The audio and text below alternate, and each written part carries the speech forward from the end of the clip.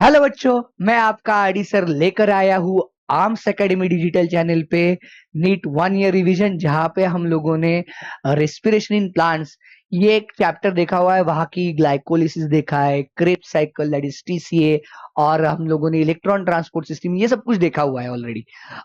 मैंने कल आपके लिए एक रील भी अपलोड की है कि how to remember the Krebs cycle in the most easiest way forever. तो ये सब कुछ हमने किया हुआ है। अब मुझे ना कुछ बच्चों के डाउट आए कि सर इस चैप्टर पे ना कुछ न्यूमेरिकल्स आते हैं about the respiratory balance sheet, और वो हमसे बनते नहीं है। उसमें हमारी कुछ ना कुछ गलती होती है, क्वेश्चन के लैंग्वेज में हम फंस जाते हैं, कभी कभार क्या करना है वही रियलाइज नहीं होता। तो मैंने सोचा एक छोटा सा एक वीडियो बना देता हूँ, एक आधा पौने घंटे का वीडियो होगा, ज्यादा बहुत बड़ा ये वीडियो नहीं है। पर आपको इस पे आने वाले न्यूमेरिकल्स, देखो आप लोगों को मालूम है, मुझे मालूम है आपने इतना ईगरली क्यों पूछा, कि आपको मालूम है कि एनटीए ने इस बार बोला, एनएमसी ने इस बार बोला हुआ है कि questions will be more on the core application based. तो ऐसे problem based numerical based questions आने की पॉसिबिलिटी इसी चैप्टर से आएंगे क्या, मालूम नहीं।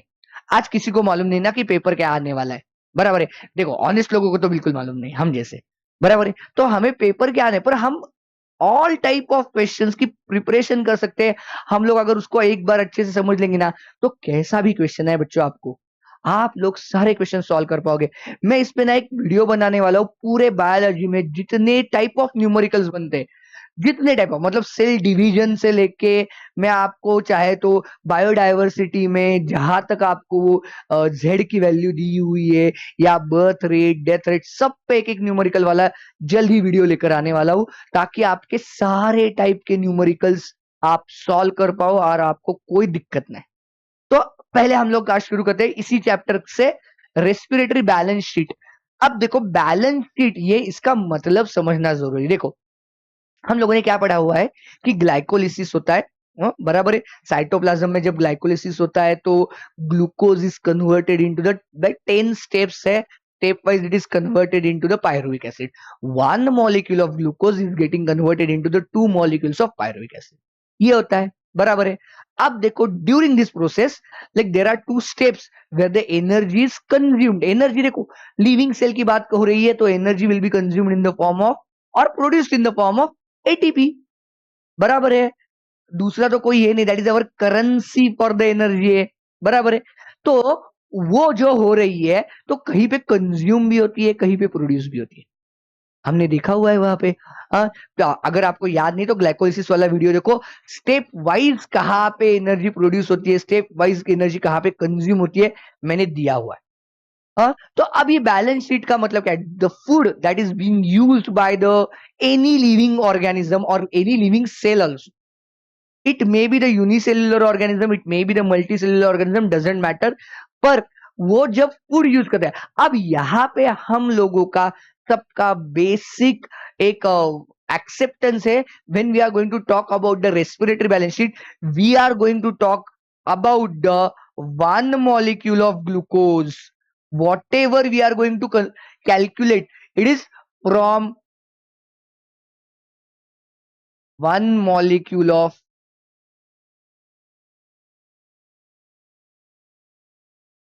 ग्लूकोज। हम इससे कैलकुलेट करेंगे। देखो why glucose, can you tell me why we are talking about glucose, बराबर है। Glucose is the most common and easiest source of energy, and like by and large everything is getting converted into the glucose। तो हम 1 molecule of glucose हम लोगों को कैसे energy देता है, वो हम और कहां कहां पे मिलती है, वो हम लोगों को देखना बहुत जरूरी है।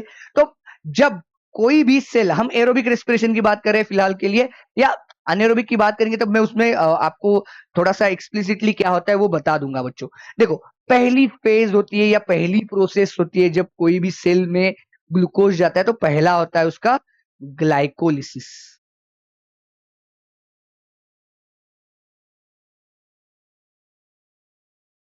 बराबर है।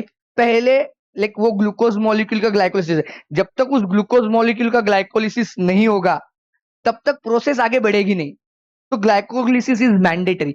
अब during the glycolysis there is 2 molecules of ATP अब देखो मैं 2 बोल रहा हूं, आप लोगों को याद होगा कि लाइक जब ग्लूकोज का जब स्प्लिटिंग होता है पीजीएल एंड डीएचएपी में, तो लाइक दोनों इंटर कन्वर्टेबल होते हैं और 3 पीजीएल आगे चला जाता है, बराबर है। हमने उसको बोला था पे ऑफ फेज में, बराबर है, पहले प्रिपरेट। तो दो होते हैं। तो अल्टीमेटली आप बोलोगे सर नहीं, ग्लाइकोलिसिस में तो 4 एटीपी प्रोड्यूस होने चाहिए, 2 प्रोसेस से या 2 स्टेप से जहां पे होता है, तो 4 होने चाहिए। But in the preparatory phase of glycolysis we utilize 2 molecules of ATP, बराबर है ना। हम पहले खर्च करते हैं, बाद में प्रोड्यूस करते हैं, बराबर है। पहले हम खर्च करेंगे, उसके बाद हम लोग प्रोड्यूस करेंगे। तो अल्टीमेटली अपना गेन कितना हुआ, डायरेक्टली 2 एटीपी मॉलिक्यूल्स प्रोड्यूस होते हैं, हमें 2 एटीपी मॉलिक्यूल्स मिलते हैं। अब ये प्रोसेस को हम बुलाते हैं सबस्ट्रेट लेवल फॉस्फोराइलेशन। एसएलपी में ये एब्रीवेट कर रहा हूं, इसको हम बुलाते हैं सबस्ट्रेट लेवल फॉस्फोराइलेशन।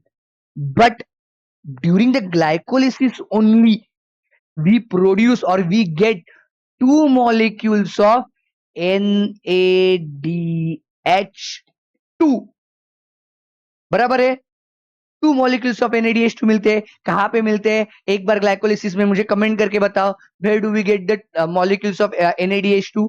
अब मैंने 2 क्यों पकड़ा है, क्योंकि ये पे ऑफ फेज में, तो हम लोग कंसीडर कर रहे हैं it is starting from the 3 PGL, और एक ग्लूकोज से 2 पीजीएल मॉलिक्यूल्स बनते। ये तो सबके दिमाग में सही है, क्लियरली लाइक सब लोगों के दिमाग में है ना।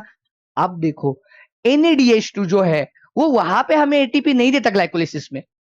NADH doesn't give us any ATP directly at the glycolysis, but these NADH2 molecules when undergo oxidative phosphorylation, उसको क्या बुलाते हैं हम लोग, ऑक्सीडेटिव फॉस्फोराइलेशन, होगा कहां पे, बट ऑब्वियसली माइटोकॉन्ड्रिया में। उसकी साइट क्या होगी, माइटोकॉन्ड्रिया। ग्लाइकोलिसिस की साइट कहां पे है, इन द साइटोप्लाज्म। देखो साइटोप्लाज्म में होता है ना ग्लाइकोलिसिस, बराबर है। हाँ, और जब ये NADH2 का जब ऑक्सीडेटिव फॉस्फोराइलेशन होगा, सो एक NADH2 मॉलिक्यूल से हमें मिलते हैं ये कलर यूज करते हैं 3 ATP। एक NADH2 से हमें मिलते हैं 3 ATP। तो टोटल कितने हुए, चलो इसकी टोटल बनाते हैं। 3 इज इक्वल टू 6, तो 6 plus 2 is equal to total 8 ATP we can get it from the glycolysis. पर इसमें एक चीज इंप्लाइड है, याद रखो कि ये NADH2 जो प्रोड्यूस हुआ है that should go undergo the oxidative phosphorylation.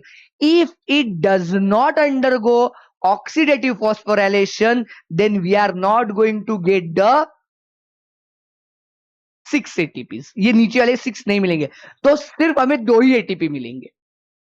क्या बता रहा हूं समझ लो, दिमाग में कंफ्यूजन नहीं चाहिए।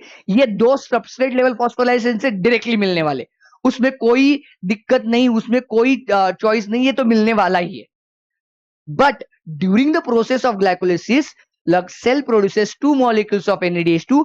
If these 2 molecules of NADH2 undergo oxidative phosphorylation in mitochondria, कहां पे होगा, माइटोकॉन्ड्रिया में, तभी जाकर हमें एक NADH 3 ATP, तो टोटल 6 ATP मिलेंगे, और 6 प्लस 2 8 ATP मिलेंगे हमें ग्लाइकोलिसिस से।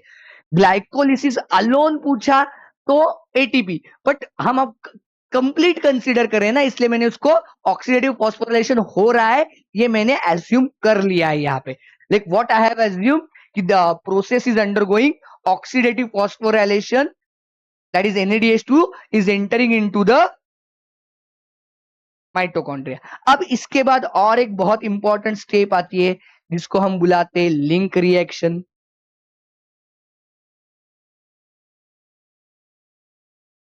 क्या होती है, याद है आप लोगों को माइटोकॉन्ड्रिया में होने वाली ये लिंक रिएक्शन, क्या होता है यहाँ पे, बराबर है, pyruvic acid is getting converted into the acetyl कोए, बराबर है, आप लोगों को याद आया। But during this it is decarboxylation process. Yes, very good, जिस किसने आंसर दिया, वेरी गुड है, ये डीकार्बोक्सिलेशन है, कार्बन डाइऑक्साइड रिलीज होता है एक पायरुविक एसिड से, you are absolutely right. During this, there will be the again production of two molecules of NADH2. अब मैंने डायरेक्टली टू क्यों पकड़ा? क्योंकि एक एक पायरुविक एसिड से एक NADH2, बट हम लोग पहले हम लोगों ने क्या बोला है? हम लोग एक ग्लूकोज मॉलिक्यूल के बारे में बात कर रहे हैं ना. We are talking about the one glucose molecule. So when we are going to talk about the one glucose molecule, it is implied that there will be the two pyruvic acid. So link reaction दो बार होगी एक glucose से. तो वापस वही अपना formula, अगर एक NADH2 बन रहा है तो एक NADH2 से 3 ATP, तो अल्टीमेटली हम लोगों को कितने मिलेंगे? 6 ATP मॉलिक्यूल्स मिलेंगे एक लिंक रिएक्शन से. पर वापस हम लोग यहाँ पे मान रहे, देखो अभी माइटोकॉन्ड्रिया में हो रहा है तो हम लोग ये मानते हैं कि आगे ऑक्सीडेटिव फॉस्फोरिलेशन होगा ही. लाइक अब यहाँ पे कोई हमारे पास कंफ्यूजन नहीं है. यहाँ पे हमारी प्रोसेस खत्म होती है क्या? बिल्कुल नहीं, आगे चली जाती है. अब ये माइटोकॉन्ड्रियल मैट्रिक्स में आगे जाके होगी हमारी कौन सी cycle? But obviously Krebs cycle.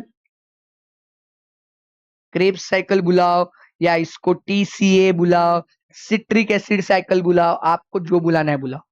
During this अब देखो क्रेब्स साइकिल में एक एसिटिल कोए अंदर आ चुका है फ्रॉम द लाइक ये लिंक रिएक्शन से, बट एक ग्लूकोज से हमने दो एसिटिल कोए बने, तो दोनों एसिटिल कोए अंदर आ गए, तो क्रेब्स साइकिल एक ग्लूकोज मॉलिक्यूल से दो बार होगी. कितनी बार होगी? दो बार होगी. एक ग्लूकोज मॉलिक्यूल की बात कर रहे हैं यहाँ पे. ये देख लो, आप लोगों को ये समझना जरूरी है बच्चों, अदरवाइज गड़बड़ दया सब कुछ गड़बड़ है. कुछ तो गड़बड़ नहीं. अगर ये आपने ये भूल गए ना कि एक ग्लूकोज से दो बार होगी, आपको पूछा किससे, हम प्रॉब्लम्स में ले लूंगा, तब आप लोगों को वापस समझ में आ जाएगा कि मैं आपको क्या एक्सप्लेन कर रहा हूं, या यहीं पे सब कुछ आप लोगों को समझ में आ जाएगा. अब क्रेब्स साइकिल दो बार होगी एक ग्लूकोज मॉलिक्यूल से, क्योंकि एक ग्लूकोज मॉलिक्यूल से लिंक रिएक्शन दो बार हो रही है. हाँ, अब यहाँ पे भूलना नहीं, एक ग्लूकोज से दो बार हो रही है. तो यहाँ पे डायरेक्टली दो GTP प्रोड्यूस होते हैं, आपको मालूम है. एक GTP होता है एक क्रेब्स साइकिल में, अब दो बार होंगे तो दो, but one GTP is immediately converted into ATP, तो हम इसको इमीडिएटली इक्विवेलेंट में मान लेते हैं. So it will produce 2 ATP. मैं डायरेक्टली ATP लिख लेता हूं, but initially it is produced as a GTP and it is by the substrate level phosphorylation. SLP is substrate level direct production of ATP, not by the oxidative phosphorylation. ETS के through जाकर नहीं होगा, directly जो produce होगा उसी को हम बुलाएंगे सबस्ट्रेट लेवल फॉस्फोराइलेशन. तो वापस एक ग्लूकोज मॉलिक्यूल से जब पूरी क्रेब्स साइकिल होगी, दो क्रेब्स साइकिल होगी, तो हमें दो ATP मिलेगी. देखो क्रेब्स साइकिल में और दो इंपॉर्टेंट मॉलिक्यूल्स प्रोड्यूस होते हैं. अब देखो एक क्रेब्स साइकिल में टोटल 3 NADH2 बनते. एक क्रेब्स साइकिल में, देखो मैं एक एक सेंटेंस दो दो बार बता रहा हूं, आपके दिमाग में फिट हो जाए इसलिए. एक क्रेब्स साइकिल में 3 NADH2 बनते, तो दो क्रेब्स साइकिल में 6 NADH2 बनेंगे. तो 6 NADH2 इज इक्वल टू, ये क्या प्रोड्यूस करेंगे? Into 3 ATP will produce ultimately 18 ATP.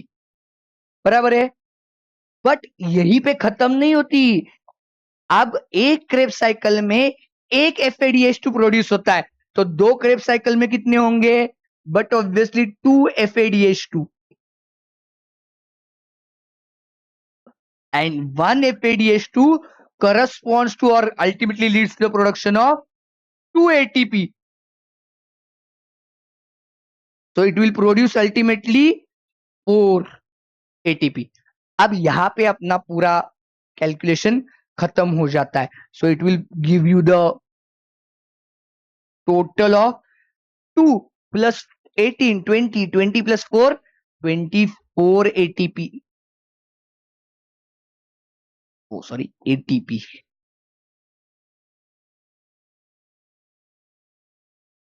इतने ATP प्रोड्यूस होंगे. अब आप इन सारे ATP की टोटल कर लो, this plus this plus this, तो ये तीनों मिलाकर कितनी ATP बन रही है? 24 प्लस 6 30 प्लस 8 38 ATP बन रही है एक ग्लूकोज मॉलिक्यूल से। One glucose molecule will ultimately produce the 30 minute. इसका स्टेप वाइज ब्रेकआउट मैंने यहां पे दिया हुआ है, कब कितनी होगी ये भी मैंने डिटेल दिया हुआ है आप लोगों को, ताकि आप लोगों को कोई कंफ्यूजन ना हो। आपको एनसीईआरटी ने ये 38 का ही हिसाब किताब दिया है। अब मुझे मालूम है और आपको भी मालूम है थोड़ा थोड़ा कि सर कभी कभार कुछ क्वेश्चंस आते हैं जिसमें ना 38 की जगह पे 36 आंसर आता है, ऑप्शन में 38 नहीं होता। वो एक्सेप्टेबल है, पर आपको अभी उस डेप्थ तक ये दिया नहीं है। कुछ मैलेट एस्पार्टेट शटल्स होते हैं, डिफरेंट टाइप ऑफ शटल्स जब ऑपरेट होते हैं तो number of ATP can change to the 36 instead of 38। ये होता है, पर आपके लिए नहीं है। किसी अगर क्वेश्चन में आपको कहीं पे मिल जाता है, नीट में शायद ही ऐसे आएगा क्वेश्चन जिसमें आपका हिसाब 36 होगा, पर अगर गलती से आ भी जाता है तो मैंने आप लोगों को ये बता दिया है कि 36 आया तब भी उसको सही मान लेना। वहां पे आप क्वेश्चन छोड़कर नहीं आना कि आपको लगेगा इसका तो बोनस मिलेगा, ये तो आउट ऑफ एनसीईआरटी, ऐसे मत करना। अगर 36 आ गया तो 36 वाला ऑप्शन आप सही करवा कर आना, वो जरूरी है। आपको वो क्वेश्चन अटेम्प्ट करना पड़ेगा। बट अकॉर्डिंग टू एनसीईआरटी हम लोगों को जो दिया गया है वो 38 है। देखो ये गलत नहीं है, मैं जो 36 भी बता रहा हूं वो भी गलत नहीं है। आपको वो वाले डिटेल्स एक्सप्लेन किए गए नहीं है, इसलिए शायद आप लोगों को वो कभी कभार आंसर आता है तो आपको लगता है यहाँ पे कुछ गड़बड़ है, पर कोई गड़बड़ नहीं है। हाँ, हो सकता है, पर आपको मैक्सिमम मैं बता रहा हूं 99.99% गारंटी देता हूं। अगर आपको कोई इस पे कैलकुलेशन या न्यूमेरिकल आता है तो आपका जवाब 38 के अराउंड ही आएगा, या उसको ही आपको प्राइम मानकर करना पड़ेगा।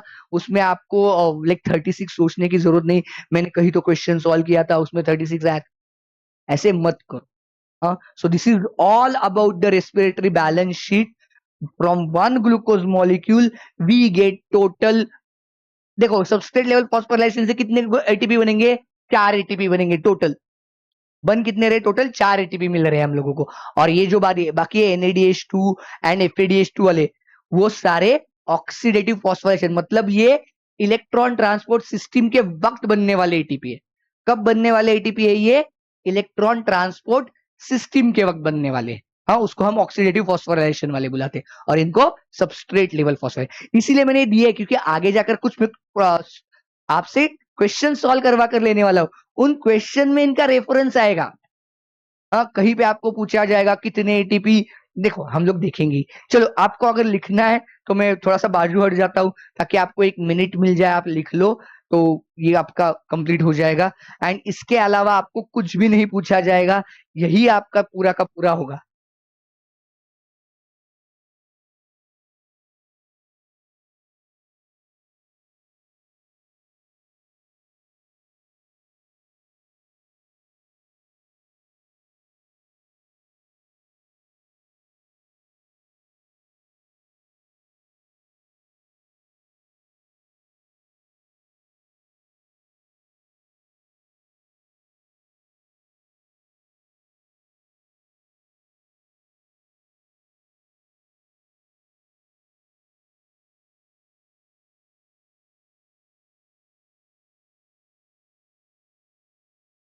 चलो हो गया आपका लिखकर, थैंक यू, आप लोगों ने मुझे थम करके बताया। तो like now we are going to solve certain numericals. एक 4-5 डायवर्सिटी लिए मैंने, रिपीटेशन कम किया है, उसी डायवर्सिटी को हम देखकर आपको पता चल जाएगा कैसे टाइप के न्यूमेरिकल्स आपको यूजुअली पूछे जाते हैं।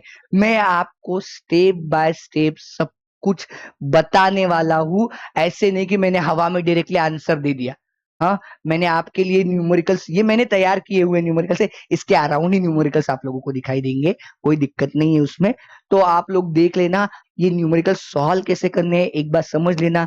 इसके बाद आपको इस पे कैसा भी न्यूमेरिकल आए, कैसा भी कैलकुलेशन आए, आप लोग सॉल्व कर ही पाओगे।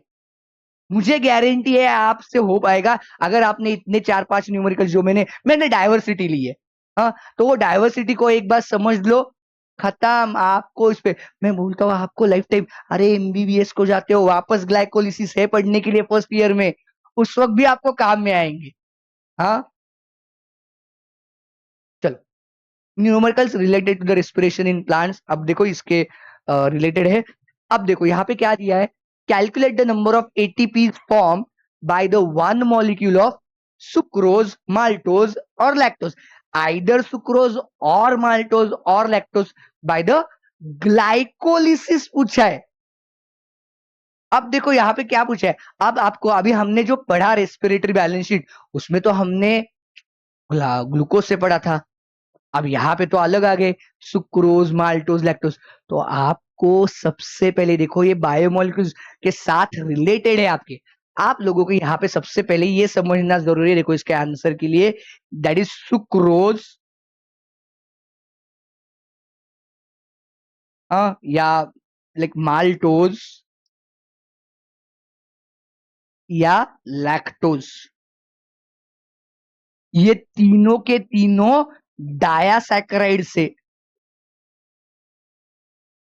डायसैकेराइड से। इसका मतलब क्या है, देखो sucrose is made up of glucose plus fructose, ये दोनों मोनोसैकेराइड से बनता है। Maltose is nothing but the disaccharide of glucose plus glucose, and lactose is a milk, milk sugar है ना अपनी, it is made up of glucose plus galactose. अब देखो यहां पे सबसे बड़ी हिंट क्या है आपको, ये कोई भी इनमें से शायद एक आएगा, शायद तीनों आएंगे, दो आएगा, कुछ भी, पर लॉजिक तीनों का सेम होगा। देखो, when the one molecule of sucrose will undergo the complete glycolysis, it will देखो ग्लूकोज प्लस फ्रक्टोज, तो दो मोनोसैकेराइड बनेंगे ना इससे। तो ये ग्लूकोज, आपको तो स्टेप से याद होगी, glucose to glucose 6 phosphate, glucose 6 phosphate to fructose 6 phosphate, तो फ्रक्टोज भी है तो वो भी डायरेक्टली चला जाएगा फ्रक्टोज 6 फॉस्फेट के लिए। तो वहां तक तो हमें कुछ जरूरत ही नहीं है, बराबर है ना, वहां तक तो हमें एटीपी प्रोड्यूस होते ही नहीं है, और सिर्फ ग्लाइकोलिसिस पूछा है यहाँ पे।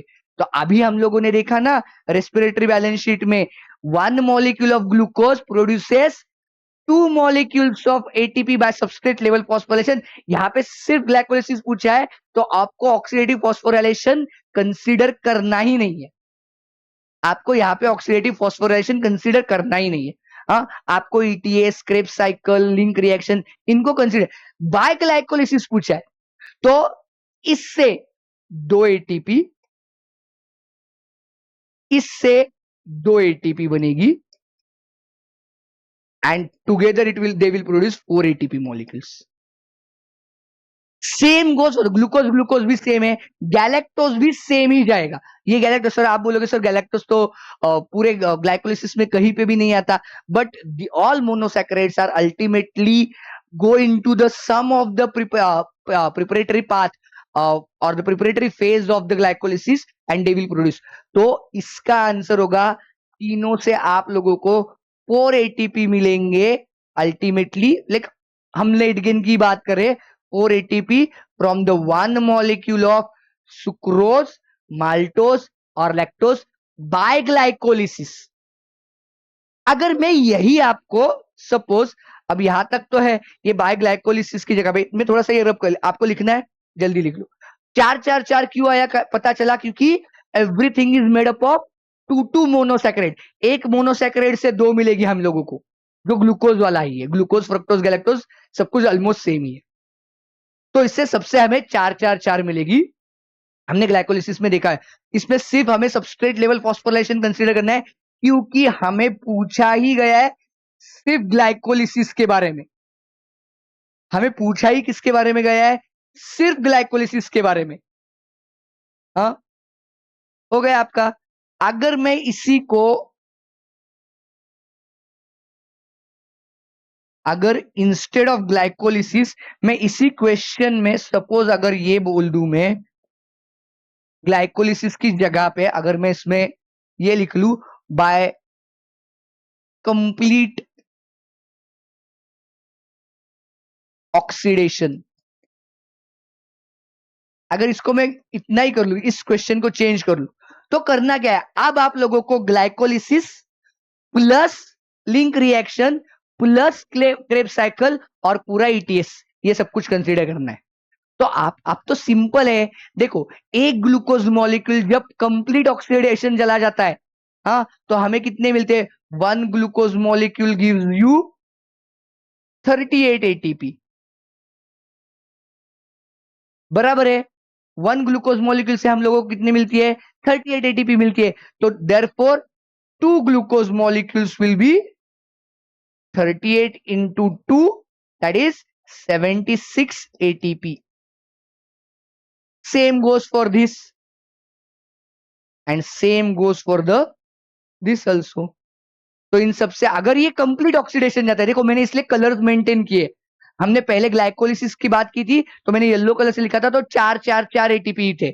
अब मैं जब इसको कंप्लीट ऑक्सीडेशन बोल रहा हूं तो 1 ग्लूकोज से 38 एटीपी। अब ये कहां से आया? पहले 10 मिनट में मैंने समझा दिया है आप लोगों को।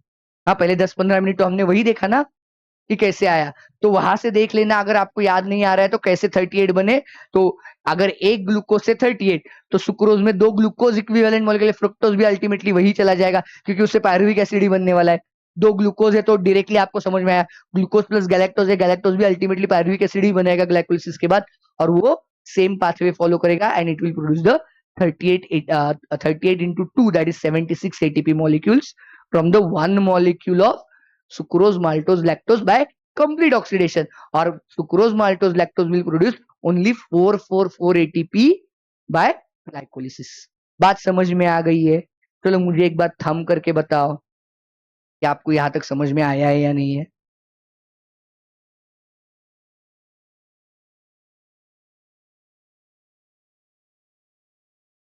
हो गया लिखकर? चलो आगे चले जाते हैं, नेक्स्ट प्रॉब्लम देखते हैं। चलो, if one molecule of glucose undergoes complete oxidative phosphorylation, how many ATP will be produced?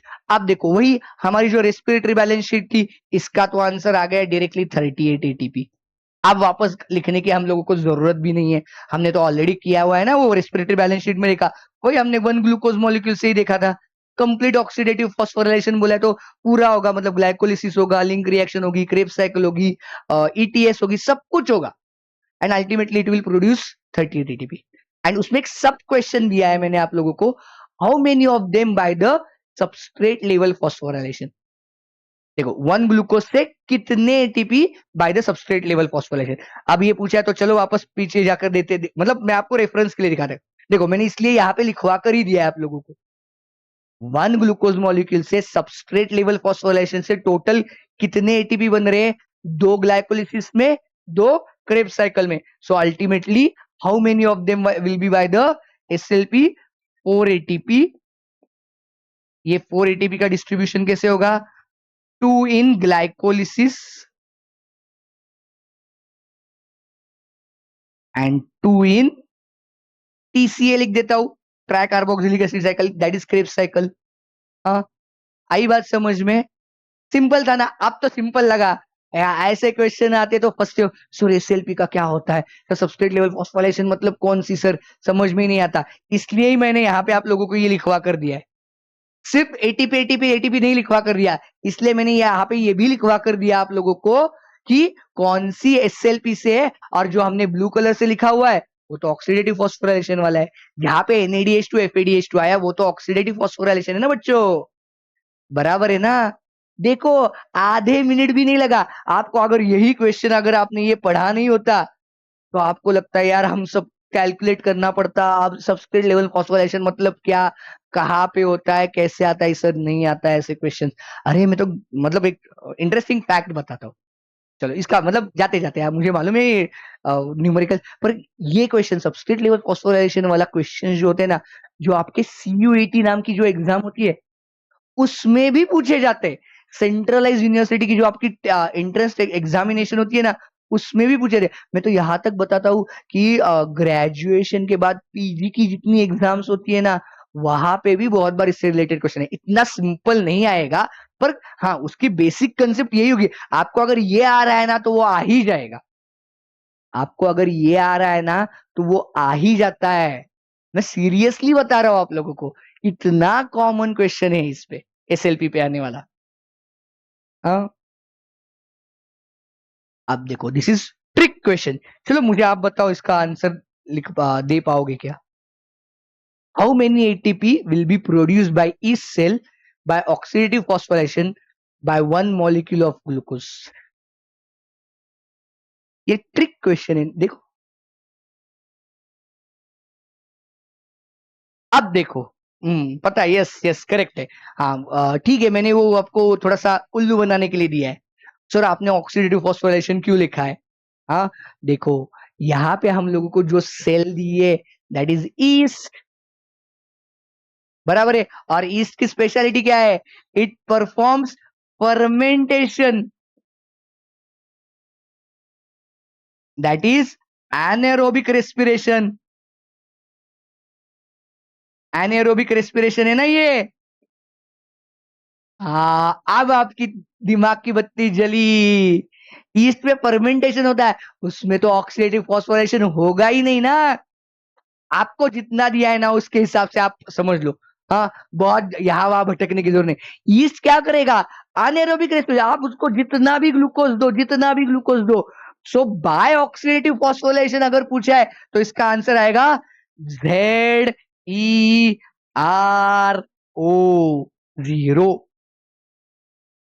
क्योंकि उसमें ऑक्सीडेटिव फॉस्फोरेशन होगा ही नहीं। अनेरोबिक है ना, ऑक्सीडेटिव फॉस्फोरेशन के लिए ऑक्सीजन की जरूरत है, नाम में ही है ना ऑक्सीडेटिव फॉस्फोरेशन। तो उसका आंसर क्या हुआ? 0। हाँ, पर उसमें एटीपी कितनी प्रोड्यूस होगी? How many molecules of ATP will be produce? That will be two. जो ग्लाइकोलिसिस से 2 बनती है ना, वो तो बनेगी, वो तो बनेगी। पर यहां मैंने 0 क्यों बताया? क्योंकि by oxidative phosphorylation it will be 0 because yeast performs anaerobic respiration. But इसका मतलब ये नहीं कि एटीपी 0 है। बाय ऑक्सीडेटिव फॉस्फोराइलेशन 0, पर 2 एटीपी प्रोड्यूस हो सकते हैं। क्वेश्चन में देख लेना पूछा क्या है। यहाँ पे ये ट्रिक करने के लिए मैंने आपको दिया था by oxidative phosphorylation. Otherwise, like how many ATPs will be produced by 10 molecules of glucose by yeast, इतना ही अगर मैंने पूछा तो इसका 10 मॉलिक्यूल्स ऑफ ग्लूकोज मतलब 2 मॉलिक्यूल फ्रॉम 1 ग्लूकोज।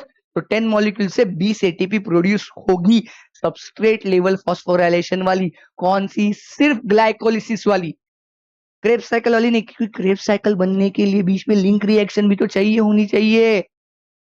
हाँ, और आगे जाके तब जाकर उसका मतलब लिंक रिएक्शन हो, उसके बाद उसका ऑक्सीडेशन हो, ऑक्सीडेटिव फॉस्फोराइलेशन हो, तब जाकर एटीपी मिलेगी। तब तक एटीपी ही नहीं मिलेगी। जितना आपके स्कोप में है इस हिसाब से इसका आंसर 0 हो जाएगा बच्चों। आप समझ लेना, ये बहुत जरूरी है। कभी कभार आपको लगता है 0 कैसे आंसर हो सकता है, पर क्वेश्चन पढ़ो, समझो। एटीपी पूछा है तो 2 एटीपी फ्रॉम 1 ग्लूकोज, वो तो साइटोप्लाज्म में जब नॉर्मल सबस्ट्रेट लेवल फॉस्फोराइलेशन से होगा तो तब की बात अलग है। पर अगर आपको स्पेसिफिकली पूछा है तो आप लोगों को ऑक्सीडेटिव फॉस्फोराइलेशन पूछने के बाद इसका आंसर आ जाएगा 0। समझे? किसी को कोई दिक्कत, किसी को कोई डाउट कुछ है? I hope no. Next question देखते। हाँ, अब देखो, क्वेश्चन इतना बड़ा दिख रहा है सर। ये एक ऐसा क्वेश्चन है, अब तक तो ग्लूकोज के साथ खेल रहे थे, तब तक तो ठीक चल रहा था। हाँ, तब तक तो सब कुछ ठीक था। अब यहाँ पे आपने हमें आकर थोड़ा सा उल्लू बना दिया। चलो देखते हैं, पहले क्वेश्चन में दिया। देखो, सिंपल क्वेश्चन है, दिखने में बड़ा दिख रहा है। लॉजिक लगाओगे, मेरी ट्रिक इस्तेमाल करोगे, इजीएस्ट क्वेश्चन बन जाएगा आपके लिए। चलो, if a palmitic acid undergoes complete beta oxidation and produces acetyl CoA molecules, these acetyl CoA molecules undergo oxidative phosphorylation, how many ATP molecules will be produced? आप बोलोगे सर यहाँ पे तो ये पाल्मिटिक एसिड, इतने टाइम तक आप carbohydrate के साथ खेल रहे थे, अभी तो वो ही आने लगा था, अभी तो वही आने लगा था ना। अब सडनली आप पाल्मिटिक एसिड पे फैट्स पे जंप कर जाओगे तो मतलब ये अच्छा था, पहले इजी इजी बॉलर दिए, हम लोग जब 4-6 करने लगे तो आपने आपके सारे तगड़े बॉलर्स निकाले और हमारी विकेट लेने की कोशिश की। नहीं बच्चों, ये भी इतना ही इजी है। हाँ, समझ। पाल्मिटिक एसिड आप लोगों को दिया है बायोमोलिक्यूल्स में, इतने टोटल इसमें कितने होते हैं? टोटल 16 कार्बन कंपाउंड है। इसमें 16 कार्बन होते हैं। अब ये एक याद रखो कि जनरली आपको सारे वाले नहीं आएंगे, ये पाल्मिटिक एसिड ही कॉमन है, तो आपको यही आने की मतलब क्वेश्चन आएगा कि नहीं मालूम नहीं, पर इस पे पूछा जाता है। When palmitic acid or these fatty acids when undergo, देखो इसमें कितने 16 कार्बन है, that is like even number of carbon atoms है। when they undergo complete beta oxidation, that is utilization of fatty acids, complete होता है, तो उससे like देखो palmitic acid produces after complete beta oxidation,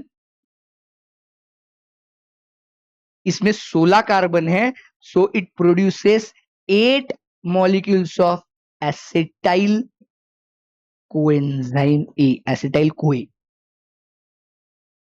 अब अब शायद इससे सवाल मतलब करना आसान हो जाए, इससे आंसर लाना आसान हो जाए।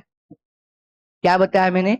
If palmitic acid undergoes complete beta oxidation and produces acetyl कोए molecules, these acetyl CoA molecules undergo oxidative phosphorylation, how many ATP molecules will be produced? हमें इतना पूछा गया है, बराबर है। तो आपको सबसे पहला जो आपका चैलेंज था, आपको जो समझना था, पाल्मिटिक एसिड ये लाइक इवन नंबर वाला फैटी एसिड है, तो उससे यूजुअली आप लोगों के लिए इतना ही आएगा, 8 acetyl, half of the acetyl कोए मॉलिक्यूल्स प्रोड्यूस हो जाते हैं उसके 1/2, 1/2, तो 8 एसिड है। अब देखो यहां पे आपको दिमाग लगाना है, यहां पे आपको दिमाग लगाना है। अगर ये एसिटिल कोए मॉलिक्यूल्स बनते हैं तो ग्लाइकोलिसिस एंड लिंक रिएक्शन वाला काम तो खत्म है। देखो ये इसका रेफरेंस आपको है एनसीईआरटी में बच्चों, ऐसे नहीं कि मैं आउट ऑफ एनसीईआरटी कुछ बता रहा हूं पूरा, मैंने एग्जांपल भी आपको जो बायोमोलिक्यूल्स में दिया है वही लिया है, और आपको दिया है fatty acids get converted, एम्फीबोलिक pathway वाला जो पार्ट है ना वहां पे, that they get converted into the acetyl CoA and this acetyl CoA enters into the TCA और Krebs cycle। तो ग्लाइकोलिसिस लिंक रिएक्शन ये वाला पार्ट की जरूरत ही नहीं है, अब यहाँ पे आपको उसका सोचना ही नहीं है। तो 8 molecules of acetyl CoA will enter into the TCA directly and they will produce the ATP। अब देखो when one molecule of acetyl CoA enters into the Krebs cycle, तो हमें सिर्फ देखना क्या है, सिर्फ Krebs cycle वाला पार्ट देखना है, that is like ultimately oxidative phosphorylation। जब टोटल Krebs cycle होती है तो हमें कितने एटीपी मिल रहे? अब ये देखो ये 2-2-2-2 से है, एक एसिटिल कोए से कितने मिलेंगे? Half of the total, that will be the 12 ATP. यहाँ पे 3 ही एनएडीएच बनेंगे, एक एसिटिल कोए से 3 एनएडीएच, ये मैंने ऑलरेडी बताया, आप लोगों ने अगर मिस किया तो वापस एक बार आकर देखो पीछे। एक एसिटिल कोए जब क्रेब्स साइकिल के थ्रू जाता है तो 1 ATP 1 GTP that is equivalent to ATP, 3 NADH two and 1 FADH two produce होता है। तो देखो यहाँ पे हम लोगों को क्या करना पड़ेगा, 1 एसिटिल कोए, यहाँ पे मैं लिख लेता हूं 1 एसिटिल कोए जब जाता है थ्रू द टीसीए, 1 मतलब 1 मॉलिक्यूल ऑफ, तो हमें मिलता है 1 एटीपी 3 NADH2 and 1 FADH2। तो इससे कितनी एटीपी मिलेंगी? 1 से 1, 3 into 3 that is 9 and like 2 into 1 that is 2, so there this will be the total 12 ATP through 1 acetyl CoA मिलेगी हमें। 1 acetyl CoA produces 12 ATP, तो 8 acetyl CoA will produce, but obviously 12 into 8 that is 96 ATP। तो इसका answer होगा 96 ATP will be your answer। 96 ATP कैसे आया, मैंने step by step calculate करवा कर बताया आप लोगों को। देखो पाल्मिटिक एसिड से हमें 8 एसिटिल कोए के मॉलिक्यूल मिलेंगे, when these 8 acetyl CoA molecules will undergo the entire TCA, it is going to produce the 96 ATP। कैसे उसका कैलकुलेशन है, 1 acetyl CoA through the TCA produces 1 ATP, 3 NADH2 and 1 FADH2. So 1 ATP is equivalent to 1 ATP, 3 NADH2 is equivalent to 9 ATP and 1 FADH2 is equivalent to, or it produces, equivalent to मतलब it produces ultimately via ETS 2 ATP. So ultimately 12 ATP बन जाता है. तो एक Krebs cycle से हमें 12 ATP का gain है.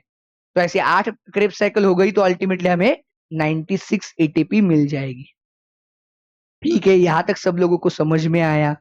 I hope everything is clear to you how to solve this numericals based on the like whatever the data we have, the respiratory balance sheet, ATP कैसे कैलकुलेट करने, ये सब कुछ आप लोगों ने देखा हुआ है. आई होप नाउ आप लोगों को कोई दिक्कत नहीं आएगी, आपको कोई डाउट नहीं आएगा. क्या ऐसा भी क्वेश्चन है आप कभी गलती नहीं कर पाओगे या करोगे इस पे? ठीक है, so we will stop here for this lecture. अब यहाँ पे हमारा ये चैप्टर कंप्लीट हो चुका है.